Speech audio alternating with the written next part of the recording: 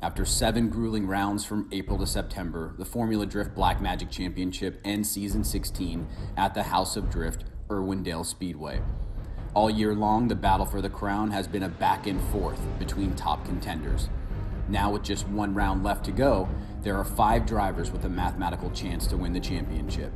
Chris Forsberg, Odi Bakchis, Peter Vincek, Frederick Osbo, and current number 1, James Dean. Last year, the championship came down to the final run of the night.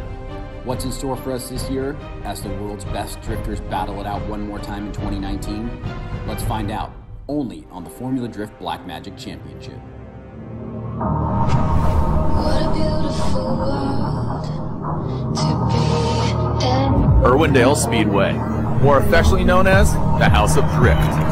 It's all on the line for drivers to make their mark in history. And of course, a champion will be crowned. Final round, fight!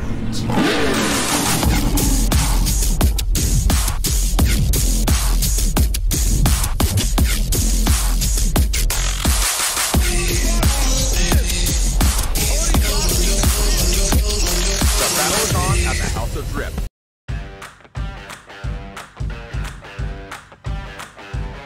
Hello Drift fans and welcome to the iconic track known as the House of Drift, Irwindale Speedway. It's round 8 of 8 and this is called AutoZone Title Fight presented by Rain-X.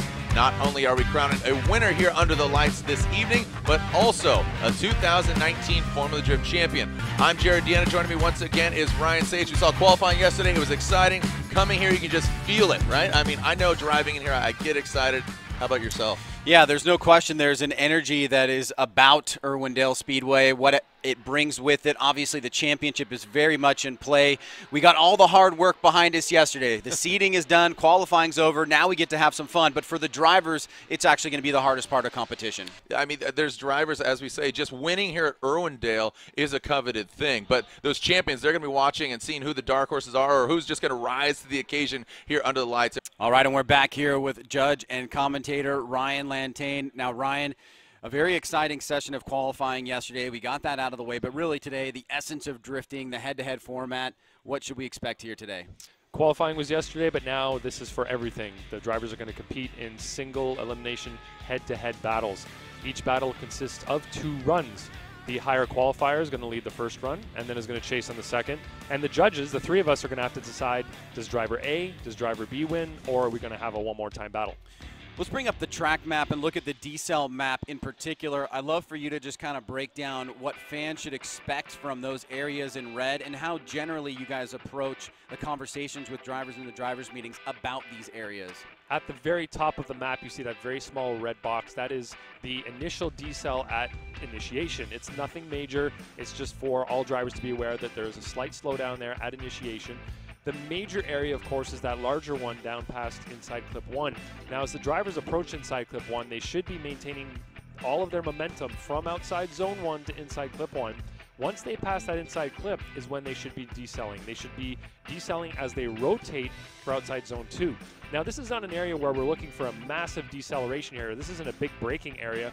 It's simply an area for them to check up the speed a little bit, get the car settled, and then get back on throttle by the beginning of outside zone number 2. So in that area is where the lead driver is going to be expected to slow down, and the chase driver knows that they can stay really close until there and then expect to slow down. All right, well, that moves us pretty succinctly right into the lead and chase goals. Now, these are things you guys talk about specifically in the drivers' meeting, but what should a lead driver be doing? What should the chase driver be doing? That lead driver needs to run as close to a 100-point qualifying run as possible. That means running really high on the outside zones, getting close to the inside clips, while doing so with all the style elements in place as well.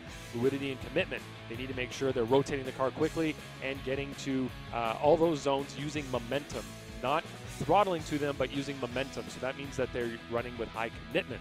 Now, as we go to the chase driver goals, they need to initiate no later than the latest initiation point, which is the 1 cone right before the beginning of outside zone 1. That's important because the lead car can initiate earlier, but the chase driver only has to initiate by that latest point. Then the chase driver needs to maintain as close proximity as possible to that lead driver throughout the entire run. We're going to compare those chase runs to see who did a better job throughout. And then they need to match or better the lead driver's angle throughout the course as well. That's easy to cheat right? You can cheat that angle really easily as well as the line to make up proximity. So we're looking at who made the least amount of compromises throughout the run to do so. The style judge last night had some particular things that he was docking 5 points for. So let's talk a little bit about style, fluidity, and commitment in the head-to-head matchups. Yeah, fluidity and commitment relate to the rotation of the car on its own axis for the fluidity side of things, and the car's momentum, its forward movement throughout the course for commitment. Now, fluidity here is important during the transitions and the initiation. You want to make sure the car rotates quickly, smoothly, and accurately to angle. Of course, at this track being the way that it's designed, commitment is huge here. Yeah. Staying on throttle from outside zone 1 to inside clip 1 is the biggest thing that we were talking about in the meeting. That's a -5 point in qualifying if you lifted before that inside clip number 1. And then using that momentum you've built to throw the car at outside zone number 2, which is, of course, very dangerous and risky when you watch from the outside. But when it's pulled off properly, it looks incredible. And that's what we're asking from all of these drivers throughout each round of competition today. So they have to be consistently doing that to move on throughout the bracket. Well, somebody that was very committed last year that stole the championship by winning the event was Vaughn Gittin Jr., the winner here at Irwindale Speedway. Robbie Nishida got to catch up with him just a day ago to talk about what it takes to be successful here in the head-to-head matchups. Hey guys, it's Robbie Nishida. I am here with Vaughn Gittin Jr. He is actually the winner here at Irwindale Speedway last year. So after one more times in the finals with Frederick Osbo, you actually beat him and you're the winner from last year. What does it take for you or any driver to be able to beat the other guy going head-to-head here at Irwindale Speedway? Yeah, you know, last year was insane, you know, battling Chelsea in the semis and then going against Osbo multiple one more times. It was nuts, but it was so much fun. We were driving so damn hard. So, you know, with Irwindale, you know, this is one of those tracks that, like, really rewards commitment and confidence. And really, when you get into those situations, semifinals and finals, it's like, who's the guy that's not going to lift going into the inner bank? You know, like, can you pull your opponent in a bit deeper, or can you get them to not commit? Is really the way that I find, you know, you can get an advantage here. Or else you're just going to go all night, especially when you get in the finals, because everybody's on fire. This place is electric, and you're just like the best you've ever been. So, you know, for me, my focus at Irwindale is always to make sure I enter proper on the bank and I'm able to hold that high line, because coming off the bank at the right spot and getting set up for that transition is the key to the rest of the track. So for me, that's what I'm very focused on. And then, of course, in the chase, making sure that you don't put yourself in a position to get stuck behind the lead driver at that transition point. That's the key. Well, we're all excited, man. Good luck, and we're really excited to see you out there. Yeah, we're pumped, man. Happy to be here. Let's make it fun. And here we are. The stage is set. Qualifying was yesterday. Today is the final game day of the 2019 Formula Drift Championship. I'm Jared Dienda. Ryan Sage is next to me. We're beginning to get some insight from Ryan Lontaine. A lot of our fans educated over the years knowing that, you know what, top 32, it whittles down to 16. We have that halftime break. So progressively through the day, the stands are going to fill up. It's a beautiful day. It's hot. Ryan, here we are. We're seeing Chelsea Denofa, who is our #1 qualifier and gets that pole position, and he's got to be feeling just a lot of momentum coming out of Texas. Yeah, and I think in what we've seen in his post-event interviews and interviews leading up to this event, he is very confident not only with the vehicle but also with his driving ability. And with that win, as you mentioned, coming out of Texas, I think he's going to be one to watch. He's going to get this bye here, as you mentioned. He'll be facing the winner of Daijiro Yoshihara and Matt Field. So right out of the gate in the top 16, we're going to see some fireworks with one of those two competitors. Yeah, Dai Yoshihara, we were talking about in the drivers' meeting this morning, and the judges said, you know, Dai, you had a great run, but you spun through it after the finish line. You have to stay consistent with that angle all the way through. So watch and listen. Number 88, let's see if he goes back to the future. Well, he's going forward to the future, talking about Chelsea Denofa advancing on through 32 into 16. He is your Black Magic top qualifier in that BC Racing Nitto Tire Ford Performance RTR. As opposed to ready to rock, he is ready to rowdy. Chelsea Denofa. Take a listen. And there you have it as he powers through the finish line. Here goes that traditional finish, start finish there. But Ryan Chelsea Denofa, you know, only in his sophomore season. What do you make of the future for him behind the wheel of this Ford Mustang? You know, it looks very, very bright. He's a tremendous driver, and he has buttoned up certain aspects of his game. We've always known him for driving 110%, sometimes too much. But I think the refinement in his driving, really working with his team on how he wants a vehicle set up, has paid massive dividends for him. And he's got that win. I certainly expect him, no question, to be in the chase for the championship next year. But he could certainly play the role of spoiler, as he's got Odi Bakshis on the left-hand side of the bracket. Yeah, Chelsea Nova came in 7th overall in the championship. I'm sure he'd like to finish strong. Just having traveled with Vaughn Gittin Jr. and Chelsea Nova, Vaughn, the captain and owner of the team RTR, throwing his arm around Chelsea Nova. I think they complement each other really well. I think Vaughn, kind of struggled with that early part of the year of just going that 110%. I think when he dialed it down, harnessed that energy, that kind of just raw nature, dial it in, that's when he put the championship effort together, and he delivered. Speaking of another champion, Daijiro Yoshihara. I talked about his qualifying run yesterday, how he spun after the finish line, but he is one to watch. Ryan, you talked about it, him coming by the Formula Drift offices earlier in the week saying, #1 qualifier, and I'm going to win the event. Well, obviously not #1 qualifier. He qualified 16th, and right there near Matt Field. And I know watching social media, Matt Field took it into that grate over there and bent his exhaust, but you know what he's going to bend is maybe the door of Dai Yoshihara as he gets right there. Up next to Dai Yoshihara, Matt Field, the beast from the Bay. The claws are out, transitioning past that front clip. Dai Yoshihara a lot closer there. Now coming that second outer zone. Dai dialing it in. Both these guys on that Falcon tire variety. Now into that final front clip. Matt Field punts it out of the way as they fill that final zone. Ryan, you saw Matt kind of wavering back and forth and talking about just the proximity to the side of Dai. Let's look at it again. Well, we always talk about how you need a great lead run for an awesome chase run, and you can see Matt Field surging forward there, very aggressive. That'll certainly be rewarded. He did make some mistakes, had to back off for a second. You can see Dai extended out ahead of him here, and then right there you can see Matt Field cuts the line a little bit to try to gain proximity. Good job on keeping proximity here, a little bit tight on that final inside clip. But as we focus more attention out front with Dai, you can see that he was really focusing on trying to lay down as close to a 100-point run as he could, and that means that when Matt Field comes around to his lead run, he's going to have to try to match or better that. Matt Field holds it together. I think he's going to throw it all out here right now. We saw in Texas, he bit off more than he could chew, got into that tire wall, he just tore up his car, but just knowing Matt, his tenacity. But you know what, Dai Yoshihara, very smooth in that chase position. Let's see if he's got the power to hang with him. I mean, he's got that turbocharged LS, and there he goes, getting that proximity, dropping into formation, now dropping literally off the bank into that front clip. Matt Field now in that second outer zone, brings it in. Look at the angle there from Field. Dai Yoshihara, a lot smoother in that chase position, Brian. Mimicking the angle there, wrapping around that front clip. And Matt Field doesn't get all the way to the outside zone. Ryan, both these Falcon tire drivers, this is I don't envy the judges. No, and in the 32, you definitely don't want to go out at this point in the last event of the year. Field gets a good jump. Dai starts to button up the rear end there, closing the door on proximity, now coming through the center section. Let's see how Field gets into the outside zone. Beautiful job there. A little bit of shimmy with the front end. Here comes Dai getting closer to Field as Field leaves that second outside zone, and then wrapping through this final inside clip. Field comes up a little bit short on that last outside zone. That was zone number 3. Here we go, coming on to the infield. You can see right there just how close Dai was. He was a couple feet away and then surged forward. Matt Field looking stable out front. And yeah, this is going to be a tough one for the judges, Jared. Gonna slide him left for Field, right for Dai Yoshihara. Ryan, Andy, and Brian are 3 judges. Ryan says Dai Yoshihara. Andy says one more time, and Brian says Daijiro Yoshihara gets the win. Dai Yoshihara, as Matt Field unfortunately knocked out early in top 32. All right, here we go. This is Odi Bakshis. Ryan, we talked about Odi potentially, just on the left side as he's a contender for the championship.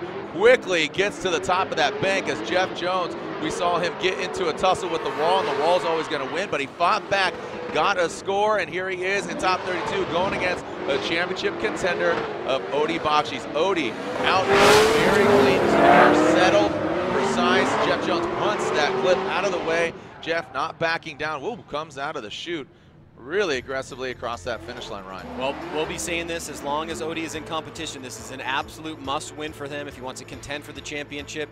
He can do nothing but focus on trying to get to that final round and just not worry about what the other guys are doing. Now at the battle at hand, a pretty good lead run here from Odi. Jeff is trying to keep him honest, keeping the proximity on, but he's got a little bit of a gap here.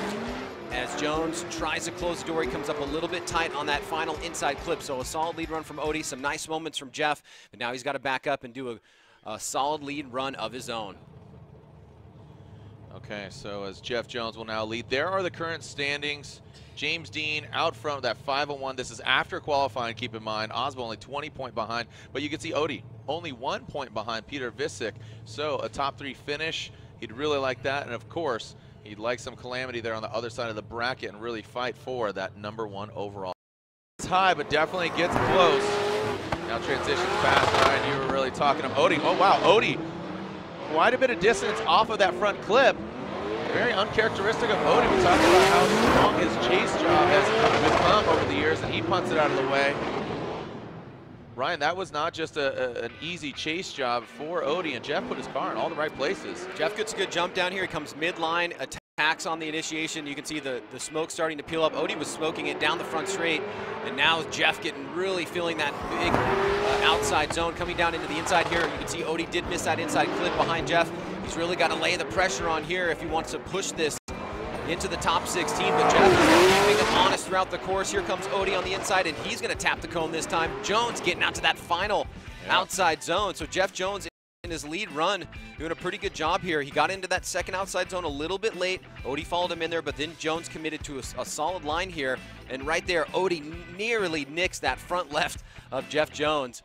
So good battle back and forth here as Jeff Jones making a statement against the current contender, Odie Bakchis. And you know, I'm only saying this statistically, but Jeff Jones ain't no slouch. He's sitting at 20th, Odie Bakchis, and look at that. One more time. Andy says Odie. Brian says one more time. So I definitely agree with that. Jeff Jones, again, statistically speaking, coming in 20th. Odie Bakchis, as we saw, sitting in 4th. You know, you would think that Odie Bakchis would make quick work of Jeff, but no, Jeff has just progressed as a driver over the years, and he's found a sweet spot a couple times with that 370Z, and here is another time. So he is forcing Odie Bakchis into one more time, and Jeff ain't going away. Here we go, our next battle. This is Kazuya Taguchi in that up garage Achilles tire S15. He's going against Austin Meeks in that ferocious motorsport Nexen tire Cadillac ATS-V.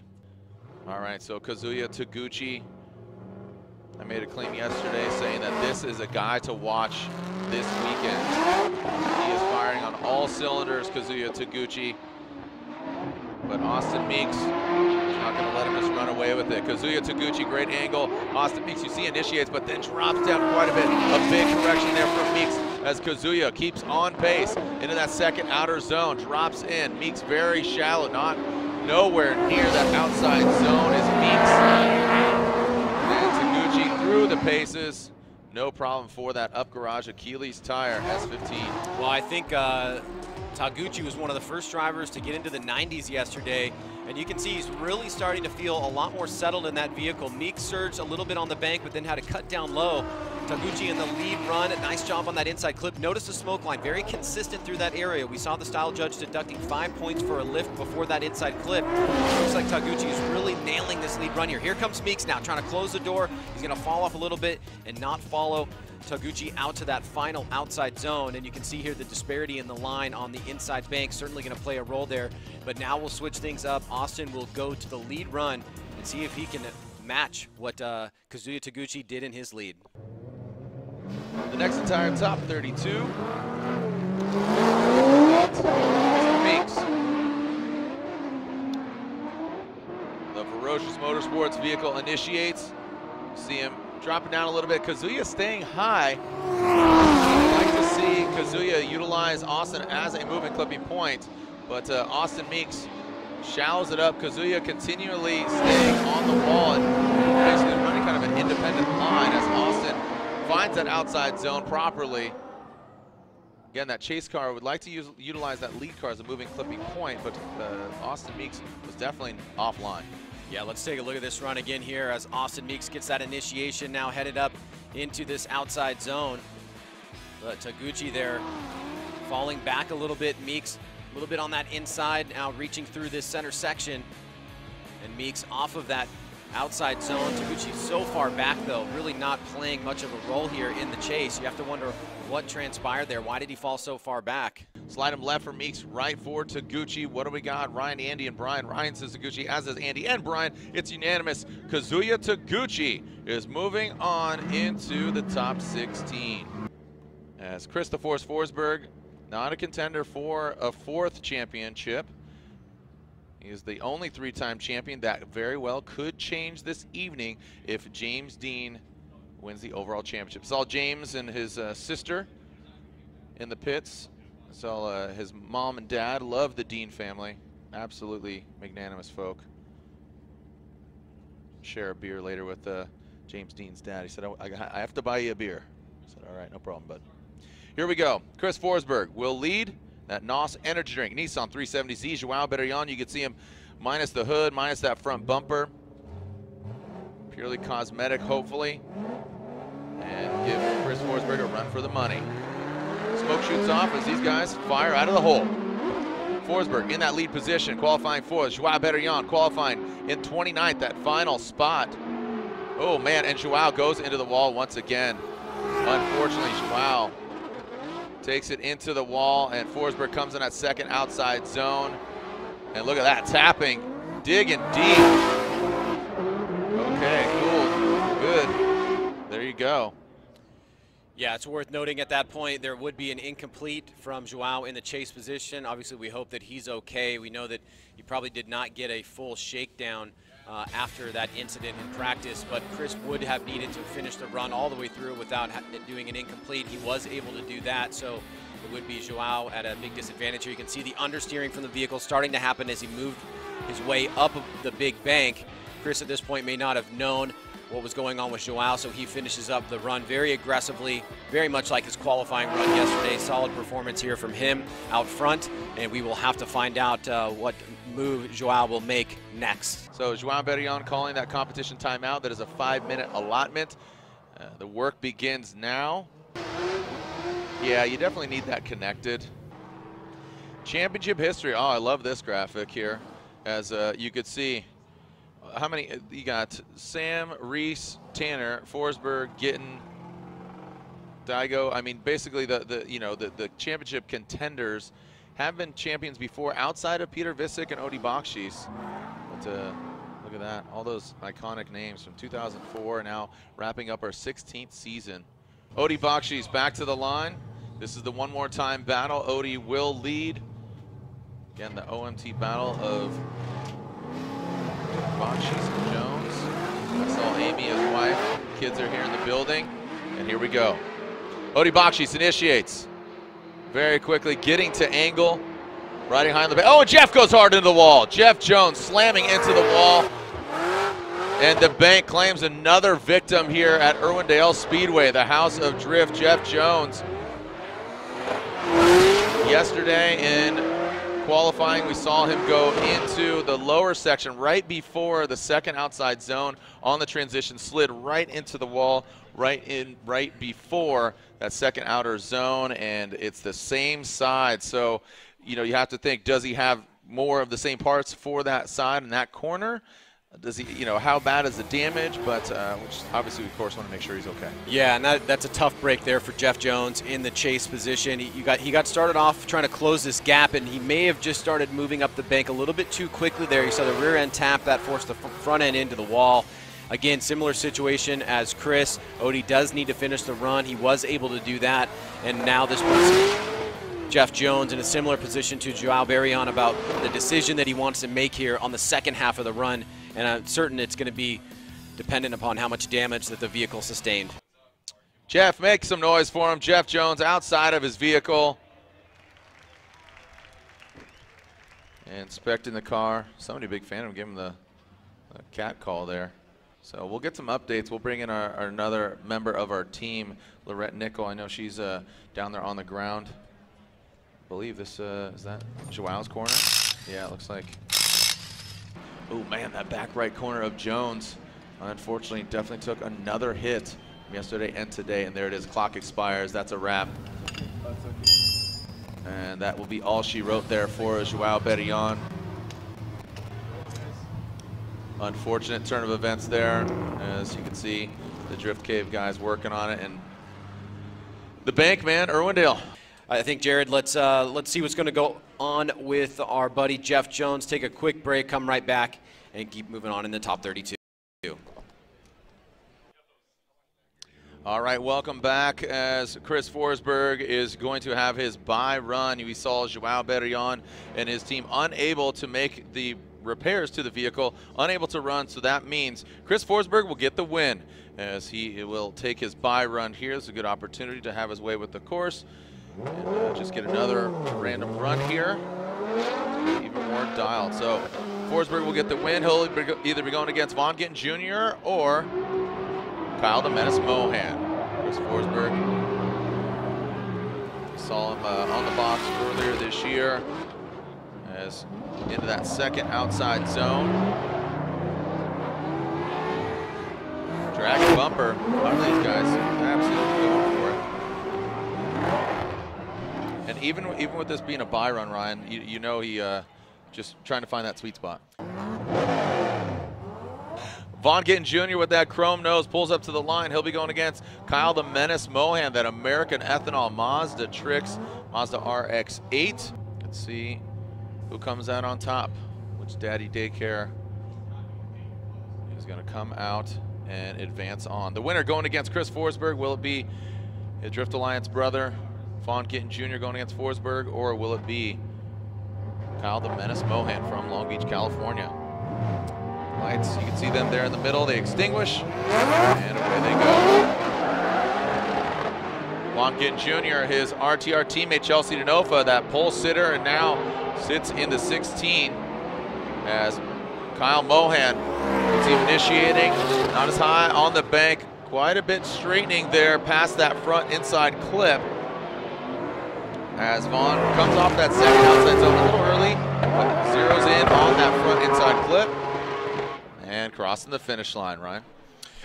Well, we saw some pretty good qualifying runs from Kyle last night, and with Vaughn qualifying the way they did, they meet in the top 32 here, so this is going to be a tough battle. Vaughn gets a good jump, nice and high on the bank. Here comes Kyle trying to close the door. He's on a little bit of a lower line here. He's got some ground to make up as Vaughn hits that inside clip, now moving into the second outside zone. Kyle trying to close the door, but still staying a bit behind, almost going into the wall there as Vaughn reaches out, hits that final inside clip, and also fills that last outside zone with Kyle coming through the finish line. And you can see the smoke just pluming off both vehicles now coming in front of us here, right up near the judges' tower and the main grandstands. But we'll switch things up, Jared. Kyle Mohan now going to the lead against last year's winner, Vaughn Gittin Jr. All right, we can see Kyle Mohan there, now in the lead position.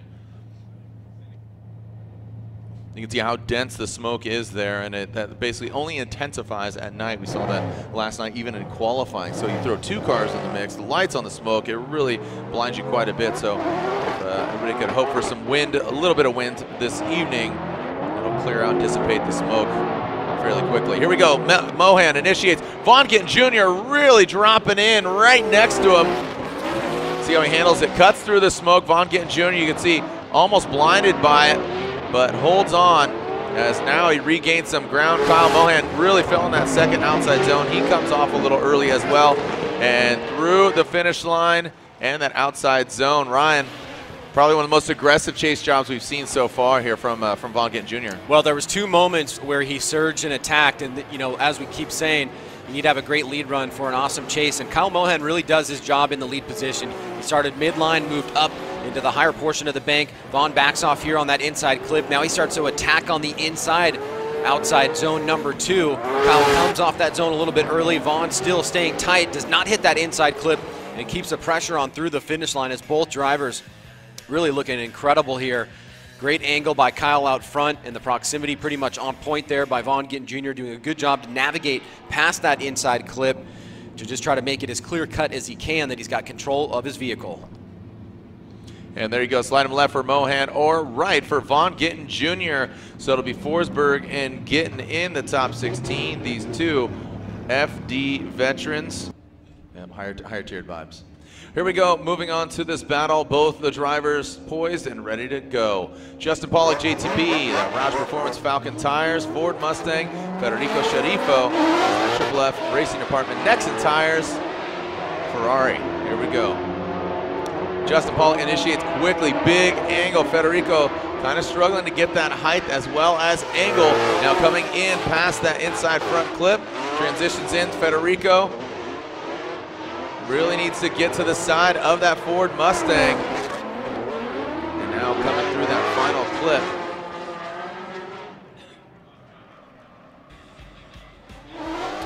Well, Justin Pollock, a standout last night in qualifying, coming in at that number 5 position, gets a good jump here. Big angle up on the big bank. Sharifo trying to close the door here. He follows Justin very wisely off of the bank, but does miss that first inside clip. Now as we get into the lower bank, JTP is so used to being up that wall, surprised to not see him all the way against it, and that allows Sharifo to kind of close a little bit of a gap, but unfortunately Sharifo did not get out to that final outside zone, so he missed a little bit of the line, and in following Justin like a moving clipping point. So now we'll switch things up. Federico Sharifo will now lead from Italy. His second season here in the Formula Drift Championship, a very iconic car.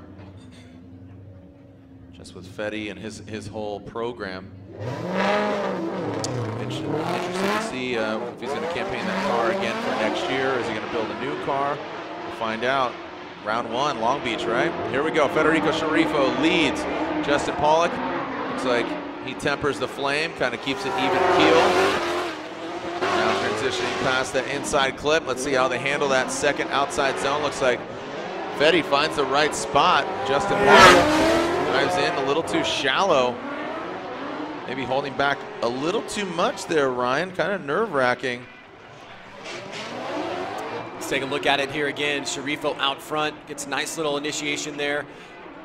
Justin Pollock on a little bit of a lower line, starting to move his way up. Sharifo not feeling that first outside zone completely. Now coming into the lower bank. He's going to be off that inside clip, but Justin did not follow him in that section of the course, and this is where you mentioned a little bit of a shallower line there for JTP, but he does adjust. Sharifo in the lead run, not getting out to that outside zone whatsoever. He does fill the third outside zone, but there, that time, JTP was with him through the finish line. Go slide him left for Fetty, right for Justin Pollock. Brian says one more time, and Andy saying Justin Pollock. Justin Pollock getting the victory. Hey, Lantain, I want to throw you on the mic here. Put your cans on there. Justin, in that chase, that was not ideal, to be quite honest. A little nerve-wracking there, and I can see why Brian he's shaking and said, yeah, one more time. Yeah, they both made mistakes in both positions. I just felt that Federico made more mistakes, which is why I went with JTP. There was not the ideal from either of them, and we always try to say now that we don't want to do it one more time when it's 2 poor runs. Just find a winner out of 2 poor runs and move on. And I felt that JTP made less mistakes than Federico did, so I chose JTP. Yeah, and Fetty was really low on that chase position, and then the accumulation of his lead run fairly lacking. But Justin was kind of flirting with maybe going one more time there. He was flirting with it, absolutely. All right, thank you so much. Here we go. This is a bye run for Odie Bakshis. Unfortunately, Jeff Jones went to the wall, not once, but twice. I really love the way Jeff has progressed as a driver, Ryan. But Odie Bakshis, you know, he's fighting for that championship, and Jeff ain't going to get steamrolled by anybody, man. He has to earn this, Odie Bakshis. Yeah, and he certainly did make him earn it, even though, you know, Jeff unfortunately went out early, and that's just that fine line that you toe here at this event from time to time. But, you know, like we mentioned earlier before, Jeff has just been a real pleasure to have in the championship. He has had some really amazing moments this year, and also some really funny moments for all of us. He's got a great sense of humor, and I just love his antics. So, fortunately, he'll be bowing out of competition. Odie Bakshis, as we know, this is a must-win for him. Yep. No matter what happens to the other drivers, he has got to win the championship to even have a shot at it. So this top 32 battle was a necessity. All right, so Odie Bakshis in that Falcon Tire Field Suspension S14.5 advances on. Odie will be going against Kazuya Taguchi, which should be a really, really dynamic battle. Just seeing what Kazuya has produced. He could play spoiler for Odie and just kind of throw a wrench in the system. We'll find out. Right now it's Essa and Gautier. Michael Essa, the Essa Auto Sports. You can see the red line oil decal there on the front. Achilles tires on the corner.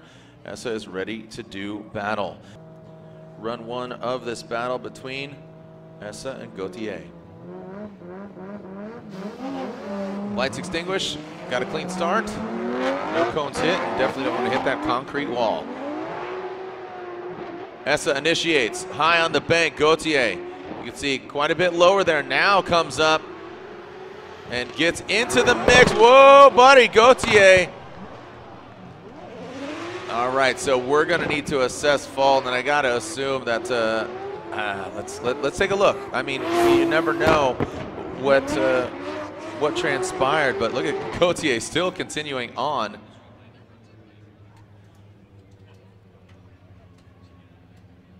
All right, so Gauthier, let's take a look here again, as the judges are as well, Ryan. Yeah, let's see what happens here. Essa gets a good jump. Notice he's very high on the bank. Gauthier is a bit down lower. He starts to move his way up, and then watch, he's going to come down a little bit in front of Essa. Essa has the right of way as a lead driver. I think what's going to happen there is the judges will have to, call fault on one driver, but it looks like Gauthier maybe potentially took the line away from Michael Essa coming down off of the bank. Yeah, and the scenario is Essa offline? Is Essa offline? Was he going too slow? Did Gauthier take away the line? Was he too aggressive? So now the judges need to basically assess what's going on, who's at fault, because that dictates also getting hands on the car, either being penalized, a competition timeout, or not at all.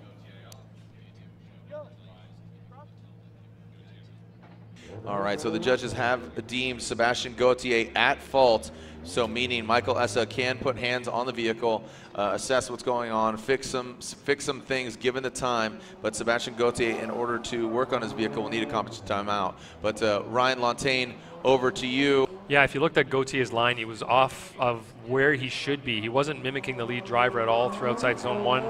He did kind of get back to where he should be for a very brief moment and then dove down again just before contact. He was actually kind of ahead of Mike and was not giving him the room to do what he needed to do. In that area, you need to give the lead driver the room they need to rotate the car to come through inside clip 1, and he just didn't do that. He was in the way, didn't give Mike the room, so it's Gauthier's fault in that case. Right now, this is a buy run for the Goosh. Ken Gooshy, Greddy Performance, Toyota Racing, Toyota 86 on Achilles tires. Here it comes, Ken Gooshy. Give a listen to this 2JZ Power Toyota 86.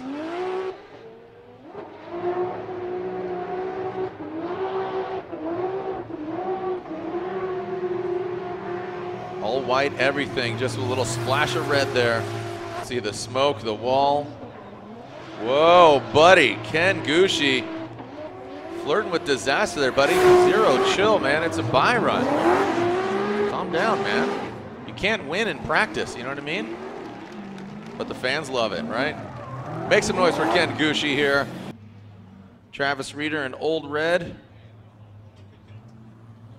He's in his S13 now. Ryan Littoral, I know he was having issues, I believe, with his the crankshaft, and basically Ryan Littoral hasn't had any practice this weekend in tandem, in head-to-head. So this is his first foray here in the 2019 Irwindale competition, where he's actually getting head-to-head, and you know, it's not practice. This is for advancing on into the top 16.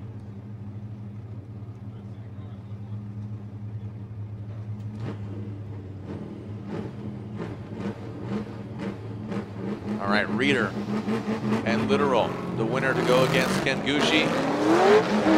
Reeder, your Formula Drift 2019 Rookie of the Year, comes in hot as Littoral, you can see, throwing it in, some wavering there. Oh, and a big correction there, unfortunately, for the Riverside 909 native.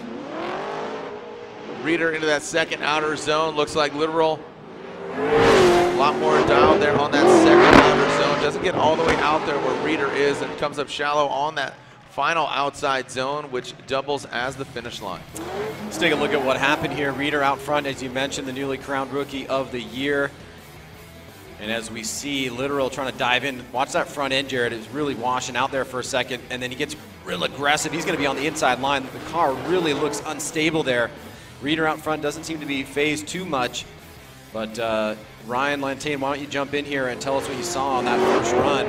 Is that more or less accurate, or was there something there from Reeder in the front? No, there's an incomplete from Littoral in the chase position. You can see here he's going to come down off the bank. First of all, straighten, and then he's going to go four wheels, three to possibly four wheels off right there. Yeah. And that's something we talked about in the drivers' meeting. We did paint that line higher up there this year for this specific reason. So that's going to be an incomplete from Ryan Littoral in the chase position. All right, there is Literal. He has quite the deficit to make up with that incomplete. So him and his team dealing a set. He says, you know what, risk it for the biscuit, homeboy, let's go for it. But Travis Reeder with that Rookie of the Year title, he wants to go for it as well. Whoa, Reeder, oh, and Reeder goes into the wall. Oh, they both do, look at that. So Literal, you can see that back right loses a tire. So, oh, carnage ensuing. Bumper falls off. Makes some noise for Ryan Literal and Travis Reeder. Yeah, we're definitely going to want to go back and look at that. Yeah, were they independent or did Literal cause it? I don't know that it's going to play a big role in the overall judgment, but it is interesting to look at whether or not it is independent. Here's Literal on the first one, Reeder as well. I guess you could say that that was independent, but you certainly had Literal initiating the first wall touch. Watch this. Literal, like he taps and then a metal ring flies off. Look at that. Boom. Yeah. See the metal ring? And then the tire comes off. So I believe like the barrel of the rim, like the outside hoop, just that little ring kicked off. But Reeder was going for it. Well, let's just assume that it's independent incompletes. It would be a Reeder win because we go back to the next run. Even if it wasn't independent incompletes and it was Literal that initiated it, it would still be an incomplete on Literal, and Reeder would get the win. So I think Reeder's in okay condition here, minus the fact that he's probably got a really damaged vehicle. So I was just talking to Brian Eggert real quick, and we both came to the same conclusion that Reeder incompleted on his lack of initiation behind Ryan Literal. So that was an incomplete from him, but then Ryan Literal hit the wall and incompleted on his own. So this run is essentially scratched. We go back to the first run, run one, in which Travis Reeder had a good lead, but in the chase position, Ryan Literal incompleted. So on the second run, did Reeder incomplete independently? Yes, he didn't initiate basically in the chase position where he was supposed to. So run two is a wash. Run one, you look at what happened. Literal incompleted on his own. Literal had a clean run there, so Literal gets the win based on a lot of that. Or sorry, Reeder gets the win, sorry. Yeah, I get the R's and the L's messed up. Yeah, so Reeder's going to get the win, I believe, here. I don't know what they input, but here it is anyway. And there you have it. Travis Reeder gets the victory. Yeah, like you said, independent, lead versus lead, chase versus chase. The only clean run was Travis Reeder's lead run. This is almost a math problem. It's just, it's 0 there, a 0 there, a 0, and let's say a 1, right? Yeah. And he gets the win based on that. We'll see more top 32 when we continue. Remember, we have that the second half of the battle between Essa and Gauthier.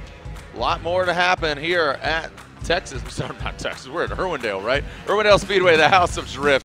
Literal and the Coro Works Power Stop 350Z. That is a wrap for him in the season as Travis Reeder got the victory. Of both of them have independent incidents with the wall, and the wall, it always wins. You can see the hot pits dwindling down there a little more as we are more than halfway through our top 32 head-to-head bracket. We'll revisit the Sebastian Gauthier, Michael Essa. Now, you have to think that Gauthier has that deficit because he got to the side of Michael Essa. Gauthier will now lead, but he was deemed at fault as Sebastian Gauthier will lead. Essa Autosports, Achilles Tire, BMW giving chase. Remember, this is the second half of this battle as they got into that crash coming off the bank into that front clip.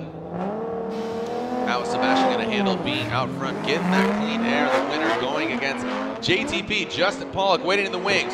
Sebastian Gauthier approaches, throws it in. See if Michael Essa can apply the pressure. Very similar scenario to Justin Pollock, backing off quite a bit, but don't want to sandbag or an inactive chase, as it's technically called, in that second outer zone. Essa diving in very, very shallow. Sebastian gets into the wall, and now he's throwing it down. Michael Essa maybe not 100%. Ryan, very uncharacteristic driving there in that chase position. Yeah, at Michael Essa, whether it's a vehicle issue or something else, playing a little bit with fire here. Remember, Sebastian Gauthier has got that incomplete. Michael Essa just needs to get through with the scored run.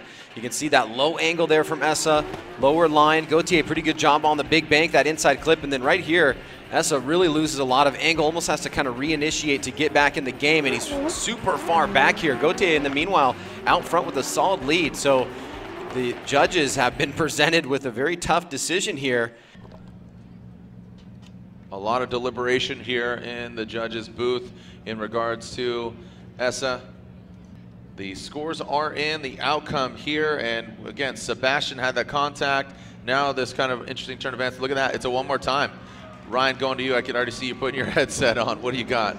Yeah, this was a difficult one to analyze here. It's a situation where we had to give Mike Essa in the chase position an inactive chase, mainly because the lead driver was doing what they were supposed to in this case. The lead driver was filling the zones as he was supposed to. He didn't try to get away, and he wasn't making mistakes other than the bobbles from being so deep into the zone that he was kind of wobbling a little bit. Yeah. And Mike Essa was not able to put together a chase run in that case.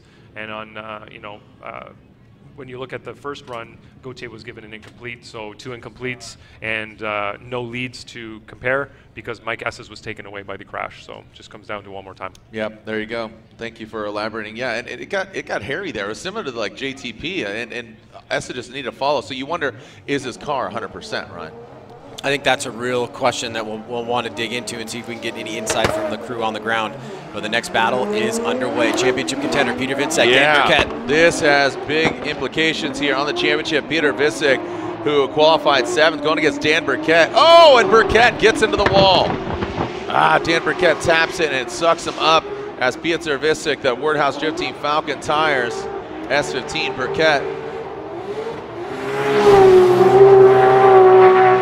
Pieter finishes out the entirety of the course and ripping, might I add, absolutely shredding. Shred it, bro. Well, we know how popular Dan Burkett has become over the course of this season. Certainly a lot of fans going to be really bummed out about this. Well, let's take a look at what happens. He's in the chase position, big angle, and you can see that back right of Dan hits the wall, sucks the front end. Now, once again, this is going back to something we've already seen in the round of 32. Peter Vincek does need to finish this run. He's able to do that without any incompletes of his own, so he will get credit for a full pull there, and Dan Burkett will be sitting on an incomplete in his chase run. So as Vincek finishes out the course, Burkett out of the vehicle, we introduce you to our other member. We enjoy seeing her face. Lorette Nickel is with Jonathan Castro. Jonathan Castro's Irwindale has not started the way that he wanted because during practice, unfortunately, he went into the wall. The car's out here. We're getting ready for top 32, so we're going to see you on the track. But Jonathan, what happened during practice? Yeah, it was definitely we went hard. That's why the idea to this weekend just go as hard as we can and try to go harder than end up in the wall literally as a driver's mistake. I'm so sorry for the guys that have to work on the car, but they put the car back together. It's not 100%, but they give me something that we're gonna try our best. We're gonna put everything out there and lose. If we're gonna lose, but we actually wanna push as hard as we can. We wanna take the win. That's the idea. I know that was a hard hit, so my first question is, are you okay? And secondly, what was the damage sustained to the car? Yeah, I'm okay. A little bit sore in the neck and the leg. I got a really hard hit. I'm really glad that I got a sparkle seat on the car and the bells and all the safety that we have, the helmet, the handset. These guys don't ask about this because this is actually really helped. But the car, a lot of damage. We do have definitely the all right side is all bent up. All the parts are broke. So we're just trying to put the car back together. And here it is. Jonathan, best of luck. Thank you. Thank you, guys. Jared. Thank you, Lorette. So as the camera is focused on Osbo, Osbo is focused on that wall.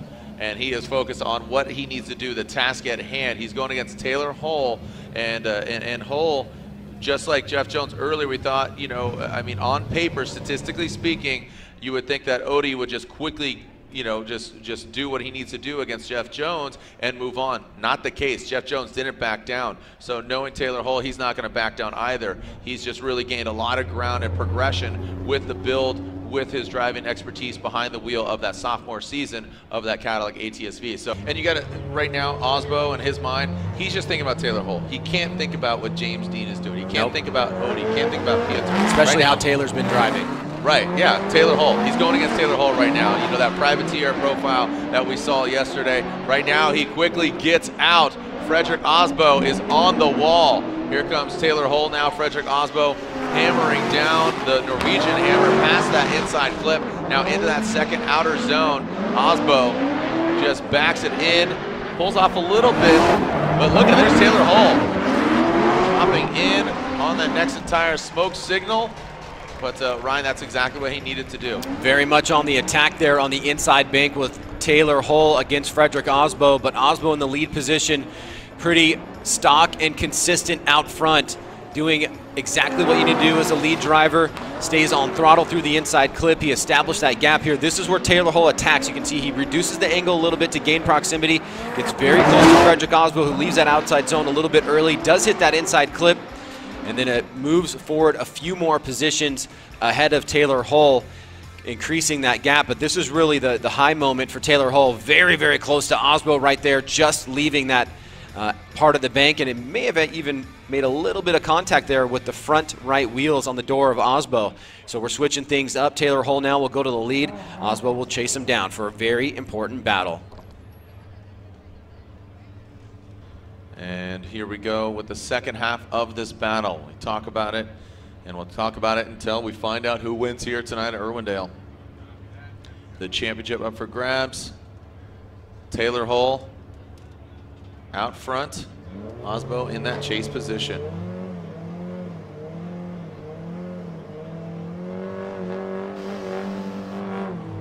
And you are allowed to leave the start line if you're in the chase position. Frederick Osbo hedging his bets and saying, I'm not letting him get away from me. And Taylor Hull initiates. Frederick Osbo in that chase position. See Osbo reeling him in. Now coming unbound in that inside clip. Taylor Hull in that second outer zone. See some wavering there from Freddie. But Taylor Hull dragging bumper around that final inside clip. Osbo coming up a little bit short there on that outside zone, Ryan. We're going to have to pay really close attention to these results here. Osbo very composed on that second run. Did he do enough there? Did he keep the pressure on? Taylor Hull mid-high line. Osbo staying consistent with the proximity, not door to door, but right in the smoke line there. Good movement by Osbo in the chase position. Taylor Hull getting into this outside zone. Nice job by Hull. Really deep into that outside zone, rubbing right up against the wall, but Osbo sticking with him there. And Osbo just on the inside of that final outside zone while Hull was able to fill it. Here's on board from Osbo, giving pretty much a bird's eye view of what's going on there. Just right next to Osbo and his driver's side window. So now the judges will make their result here. Well, Ryan, I don't know if you just saw that, but Piotr Visic's on the start line. Here we go. Here's the results. Taylor Hull, Frederick Osbo, Ryan, Andy, and Brian. Frederick Osbo gets the win. And Ryan, I just got an update. Piotr Visic will advance on. Piotr Visic and Frederick Osbo will be doing battle in the top 16. Unfortunately, Dan Burkett and that Rad Industries Toyota Supra not able to be fixed. So what we thought was going to potentially happen is factually going to happen. Piotr Visic, who is third in points, is going against Frederick Osbo, who's second in points behind the other Warthouse Drift team member, that is James Dean. You're giggling like a schoolgirl. Oh yeah, it's unbelievable. It means our top 16 is going to be filled with anxiety, to say the least. It's going to be shaped very differently. So now you're Osbo's thinking about Piotr. Piotr's thinking about Osbo. Redemption from Texas. Right. Piotr chasing him down. He makes that contact. Yeah. So Piotr Visic, and also, by the way, we're going to ice you because we have a halftime. You know what I mean? Like we're not just going right into it. You go sit in the trailer and think about it. Yeah, you're going to think about it. You're going to have a snack. You're going to have some pageantry. You're going to have to sign some autographs. You're going to have to high five. Here's Piotr Visic. He's moving on. Dan Burkett, unfortunately, unable to fix his vehicle. So here is the Polish driver, known as the Candyman, delivering some sweets. And there it is. So we have Piotr Visic, Frederick Osbo, top 16. We have 3.5 battles left because we have Essa and Gautier still to go. And Jared, just because they've already moved on, Frederick Osbo, yes. Okay, we'll get back to that. Go ahead. Yeah, go ahead. I know that I see all the numbers over there. Before we move on to our next battle, I'll throw it down to Lorette, who is with the one and only Jeff Jones. Well, we sure love this character, and we hate to see your season come to an end like this, but I just wanted to check in with you. Are you all right? I'm good. Everything about me feels good. It's unfortunate that the car went out this way, but it is what it is, you know. And with that, man, I had a great year. And I wanted to say a huge thank you to my friends who are my crew guys, who they are my friends, and they are just wrenching, working their butt off. Greg Leone, Chris Jackson, Ryan Fuller, my wife Christina, thank you guys for putting up with everything that we do throughout the year. Thank you, Formula D. Had a great year, and I can't wait to do it again next year. Jones, thank you so much. Thank you, guys. Thank you, sponsors. Let's do it again.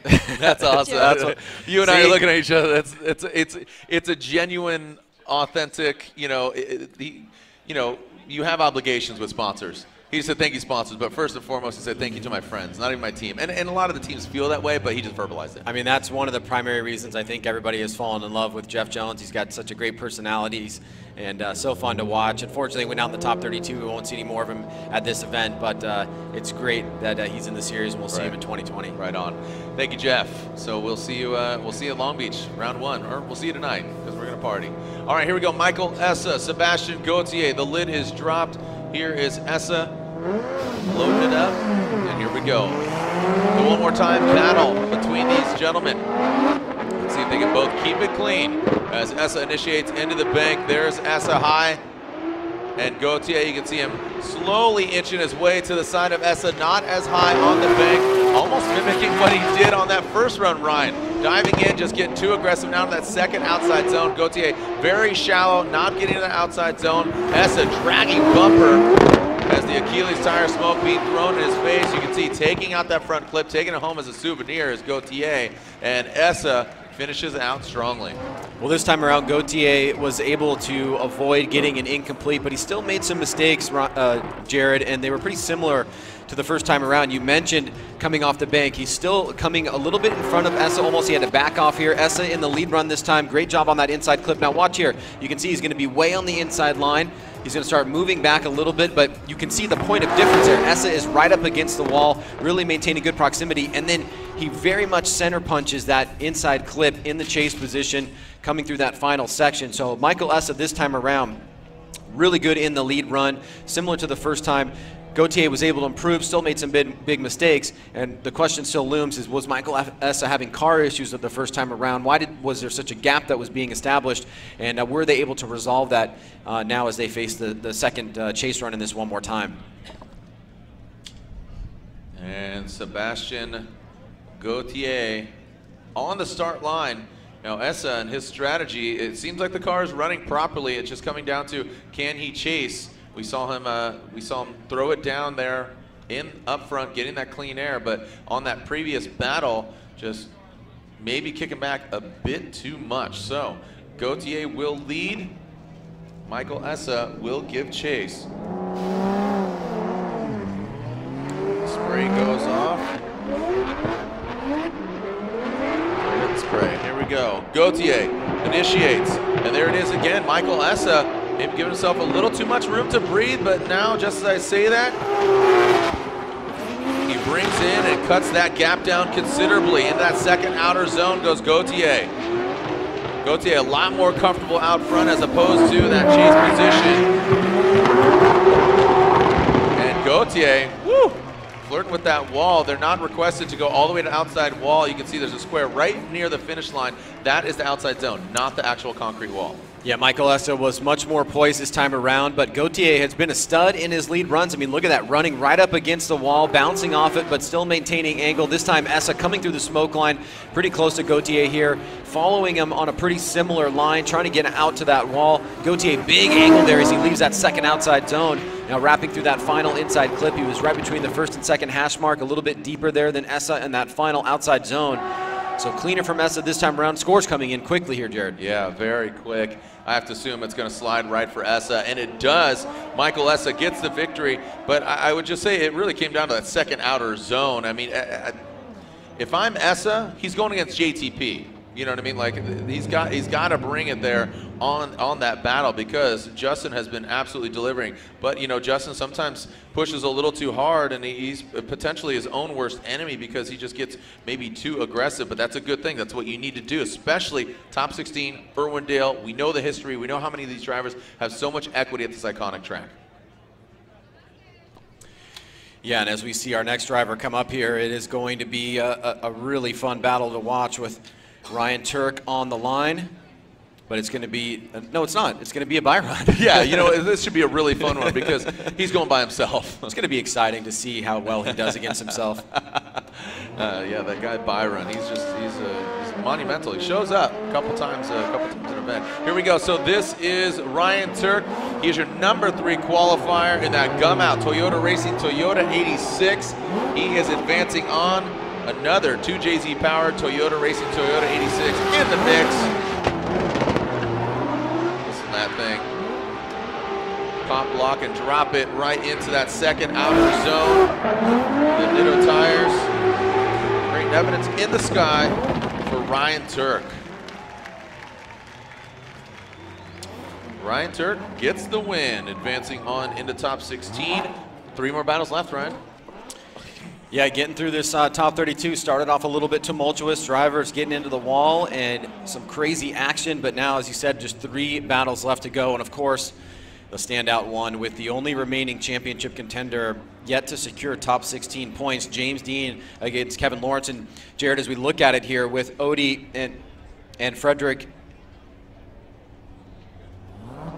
All right, so as you're elaborating there on the points, this is Castro's onboard of previous, and interestingly enough, Ryan Tuerck was behind him. He almost got in contact with him, but you see the Manji entry, and it just went straight. You see Ryan Tuerck zoom past him there. Yeah. So it could have been ugly for both these guys, but man, Look at Castro. Yeah, looking like something from Mad Max.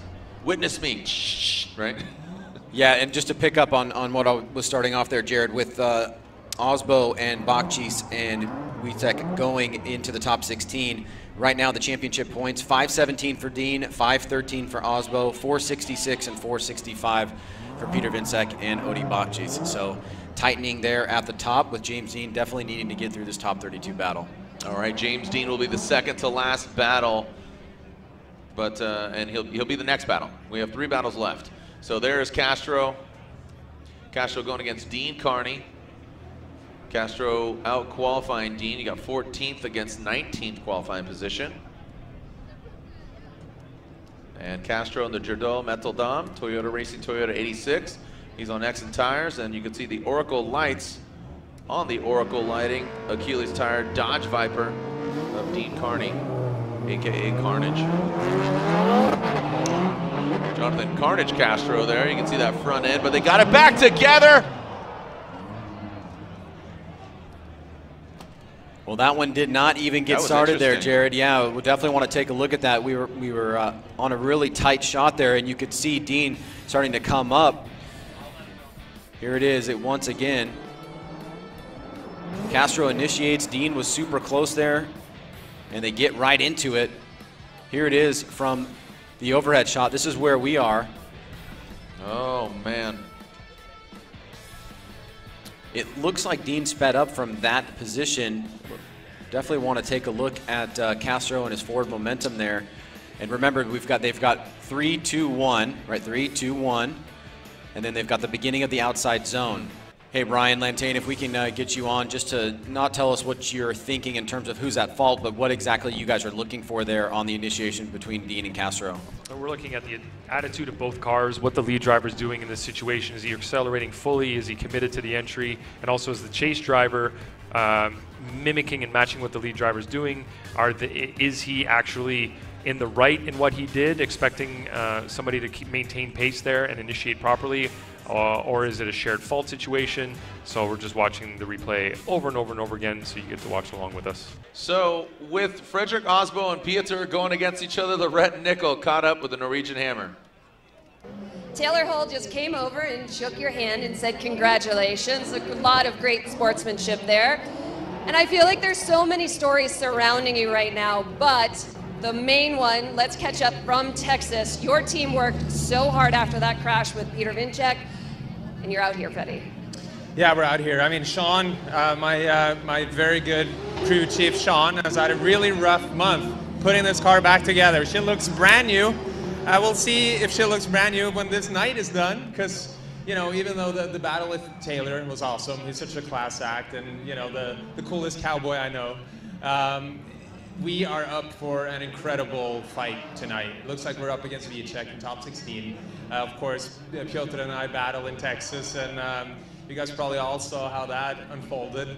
But the car's back together. We were fighting some gremlins yesterday. We had some engine knock that we were about to basically grenade the motor, which is why we didn't do the second run.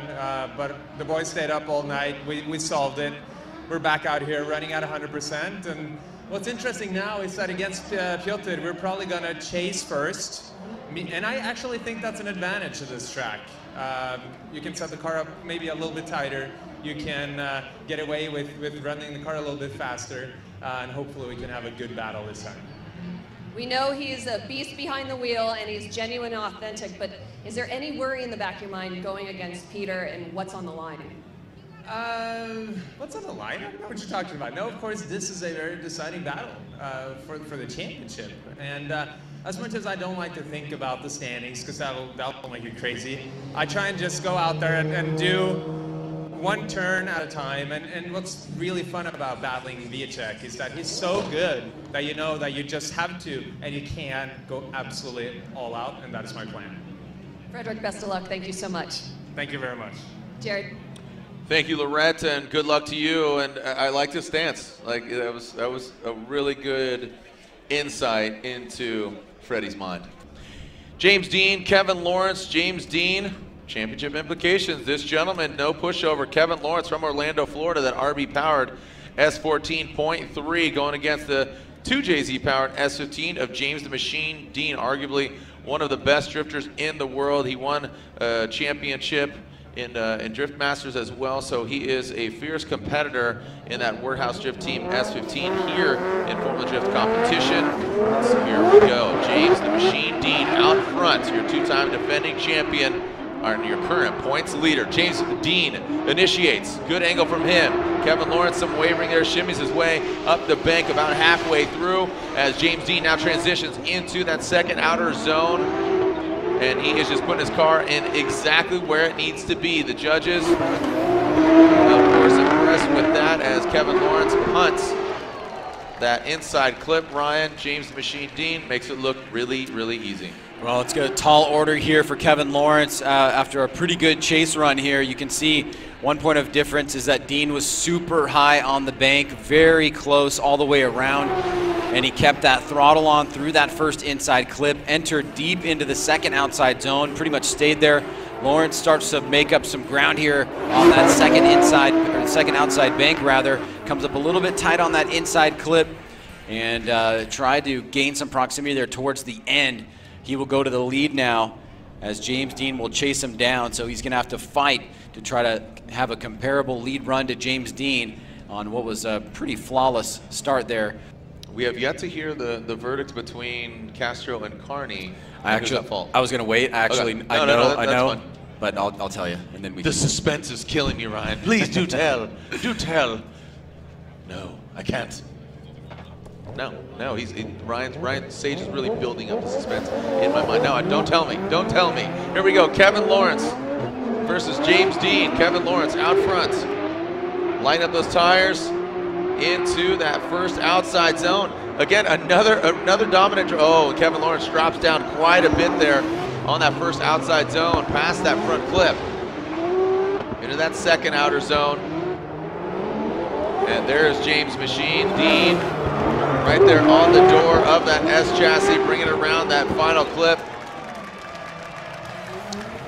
And Ryan, James making me nervous, very similar to that we saw of previously. We saw that from ESSA as well. Yeah, he started off pretty low on the bank there, and Kevin Lawrence was not super high on the bank. That could have been a point of difference there in the comparison of the lead from Lawrence and the chase from Dean. But now Dean gets really close to Lawrence on the inside bank. This was something that Lawrence really didn't have in his attack and his approach.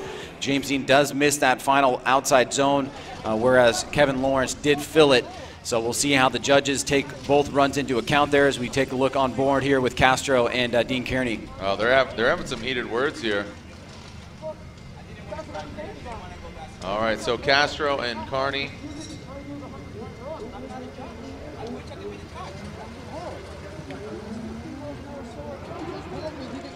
All right. right, so some heated words there, wondering what was said there. Kevin Lawrence, James Dean, slide him left for Lawrence or right for James Dean. It's unanimous.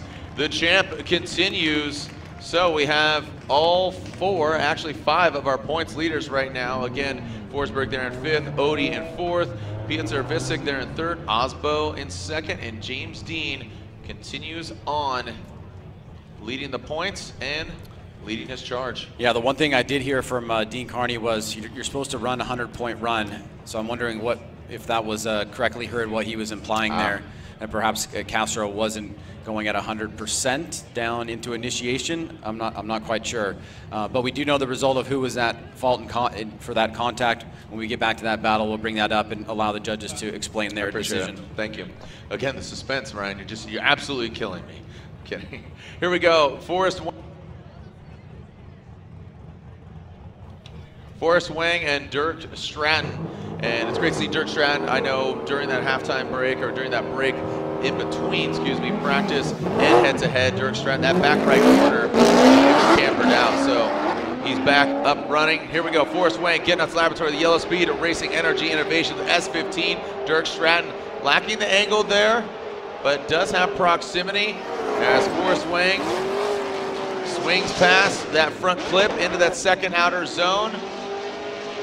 Works his way all the way out there. Dirk Stratton is go around that final inside clip, and both of them not making to that outside zone, Ryan. Well, last night we were mentioning we thought Forrest had another gear, especially on the big bank. This time he starts off nice and high on the big bank, gets started early here, but you can see Dirk does not want to let him get away at a slightly less angle, slightly lower line. Forrest coming off the bank, flying into that inside clip. Dirk trying to close the door here. He loses a little bit of angle. Now he gets up in the pocket, keeping it tight here. Great job by both drivers, leaving this second outside zone. Now coming into the inside clip. Dirk Stratton not wanting to get away as Forrest comes up a little bit on the inside of that final outside zone. So now we'll switch things up as Stratton will take the lead against Forrest Wang. All right, Stratton and Wang.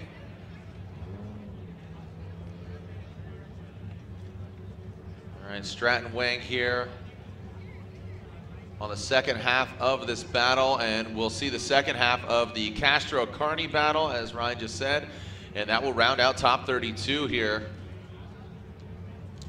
We'll walk through what battles we're going to be seeing here. Hashtag FDIRW, let everyone know you're watching. Remember, we'll go through the schedule when we are back with that halftime show featuring the Max Podcast as well as BC Racing and Grid Seats. As Dirk Stratton and Forrest Wang cutting through the smoke. Dirk Stratton, you see his rate to angle there, throwing some more angle at it, drops down off of the bank, coming through that clip, and you can see Forrest Wang. Oh, and we see a wall tap there from Dirk Stratton throwing Forrest Wang off. Now, with that wall tap, in the chase position, it's hard to follow when you see a disruption in the angle and the line, such as that. Dirk Stratton, the Dagger, the Lingenfelter, Stratton Chevrolet, Achilles Tire Corvette. Yeah, let's take a look at what happened there, Jared, because obviously that is going to be the main point of contention in this run. Dirk, mid-high line, starts to move off the bank a little bit early there. Forrest does make a good adjustment in using him like a moving clipping point and also through that inside clip, and then Dirk actually hits the tire wall right at the beginning of outside zone 2, and that seems to throw Forrest off as he was approaching that section of the course within relative proximity there. So the judges now will have to take a look as we still see the drama unfolding here between Dean Carney and Jonathan Castro. And what was that? I saw a throat chop there. So Ryan, this is, we'll get to what transpired there. We're seeing that because we were going to address it once we got to that. Ryan, the plot thickens. We'll go back to the Castro-Carney situation, but first we'll get a result between Stratton and Wang, and whatever driver gets knocked out, that's the end of their season. And unfortunately for Dirk Stratton and that Lingenfelter Stratton Chevrolet Achilles Corvette, that is a wrap for him this season. Forrest Wang gets the win. Forrest Wang advances on. Ryan, so first question, who was deemed Who was deemed at fault? Yeah, it was actually a split decision. Andy N went with shared fault. The other two judges went with fault to Dean Carney. That is why he had to use a competition timeout. That competition timeout expired, so he is losing the battle. But why we are showing you Jonathan Castro here is he is on his 10. So he is on his 10 trying to fix the car. He still needs to make his pass in order make his buy run to make sure he's operable. Correct. Okay. And to make sure, and so that he can move on. He can get the win here, but if he does not make the pass, he will not be able to move on. Okay, gotcha. So he could theoretically move on. He was to go against Ryan Tuerck because so Carney is officially out. Castro could move on, but in order to see competition against Ryan Tuerck, the car needs to make a buy run to show it's operable and ready for competition. That's right. Okay. Yeah, and you know, we do often see split decisions like this. It is a majority vote, but with one judge going shared fault, you can see that it wasn't perfect across the board in terms of all three judges. But unfortunately for Dean Carney, because he was at fault there in the majority, he had to use his competition timeout, and that's why he timed out faster than Castro, who's on that 10. The things that they have done and executed, I think there's a sense of calm. Okay. I think a sense of calm and just get it done, make sure it runs. You know, you're not going to win the event here in this buy run, but now they got a halftime break. Sure. So they have some time to get it a little bit more precise. Throw the chalks on it, see the alignment, see what's going on. So we're not going out to win the finals. We just need to come play ball, and then we've got time during the halftime break. There you go. Yep. Jonathan Castro warming up his necks and tires. The Jerdot Mental Dom, Toyota Racing, Toyota 86. Ryan, what are you thinking about, bud? What's going through your head right now? No, just kind of thinking about the recap here. Castro looks like he is going to move on into the top 16 after both him and Dean Carney had that contact that resulted in a split decision, but a majority in fault of Dean Carney, and Carney times out of his competition timeout, so he must have sustained some pretty good damage there. Castro, on the other hand, did make it within his 10 because he was not at fault, and now he just basically needs to do this right here, and he is going to move on into the top 16 by showing up to the line, leaving the line, and showing that the vehicle is operable. He does not need a 100-point run or anything like that, so he will now have... Oh, buddy. Yeah, don't put it into the wall. Yeah, I mean, you can see that front right is tweaked. When I went over there and talked to Moose and Aldo, they said the chassis definitely tweaked that front right shock tower. It is not in its original location. So, man, Ryan, so our top 16 set. We got all five of our points leaders. Denofa versus Yoshihara, Odi versus Taguchi, Forsberg versus Gid, JTP versus Essa, Gucci versus Reader, Peter Visick versus Osbo. That is the one to watch. Tuerck versus that gentleman Castro, and James Dean versus Forrest Wang. See you guys for halftime. Visit us online here, back for the Maximum Driftcast halftime show, BC Racing halftime show, and we'll be back for the top 16. Jared, very excited. Let's find out who's going to win the championship. Oh, man, the AutoZone title fight presented by Rain-X.